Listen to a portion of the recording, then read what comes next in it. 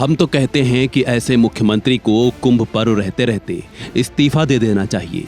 ये नहीं है पद के काबिल, ये जनता से झूठ बोलता है। सीएम योगी पर आग बबूला हुए शंकराचार्य अविमुक्तेश्वरानंद। मृतकों की संख्या छुपाए जाने से नाराज। दें इस्तीफा, धर्म संसद में प्रस्ताव हुआ पास। महाकुंभ में मौनी अमावस्या पर हुई भगदड़ को लेकर संतों में अब दो फाड़ होती नजर आ रही है। एक तरफ जहां कल कैलाशानंद गिरी और अवधेशानंद गिरी जी ने इस हादसे पर दुख व्यक्त करते हुए सरकार के साथ खड़े होने की बात कही, तो वहीं अब शंकराचार्य स्वामी अविमुक्तेश्वरानंद सरस्वती ने मुख्यमंत्री योगी आदित्यनाथ के खिलाफ ही मोर्चा खोल दिया है। शंकराचार्य अविमुक्तेश्वरानंद महाराज मृतकों की संख्या छुपाए जाने से काफी नाराज हैं और उन्होंने सीएम योगी के इस्तीफे की मांग भी कर दी है।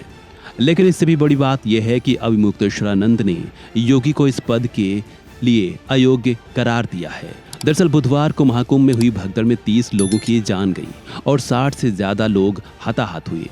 इस घटना के बाद प्रशासनिक तौर पर मृतकों और घायलों की संख्या को देर शाम के बाद डिक्लेयर किया गया। शंकराचार्य अविमुक्तेश्वरानंद महाराज ने मामले पर बयान देते हुए आगे कहा है, इतनी तैयारियों के बाद भी घटना घट गई। जब आपको मालूम था कि 40 करोड़ लोग आने वाले हैं तो उसके हिसाब से व्यवस्था भी होनी चाहिए थी। भगदड़ की घटना ने सरकारी इंतजामों की पोल खोल दी है। मौनी अमावस्या पर 10 करोड़ श्रद्धालुओं के आने का दावा किया जा रहा था, तो तैयारियां भी वैसी ही करनी चाहिए थी। इसके अलावा बताया जा रहा है कि सीएम योगी के संदेश को लेकर शंकराचार्य स्वामी अविमुक्तेश्वरानंद सरस्वती ने गुरुवार को परम धर्म संसद के दौरान महाकुंभ में सरकार और प्रशासन की लापरवाही बताते हुए और भगदड़ के बाद मृतकों की संख्या छुपाए जाने से नाराज होकर सीएम योगी के इस्तीफे का प्रस्ताव पेश किया, जिस पर धर्म संसद में मौजूद सभी लोगों ने एक मत से अपनी सहमति दे दी। उन्होंने कहा कि ये लोग काबिल नहीं हैं, जनता से इन्होंने जानकारी को छुपाया है, संत समाज के साथ बड़ा धोखा किया है, क्योंकि हम जब इतनी बड़ी भगदड़ की सूचना मिलने के बाद स्नान नहीं करने जा रहे थे तो इन्होंने अफवाह की बात कहकर हमें गलत जानकारी दी और हम सभी ने मृत आत्माओं की शांति के लिए बिना मौन रखे या बिना उन्हें श्रद्धांजलि दिए शाही स्नान भी कर लिया, जो कि बहुत ही दुखद है।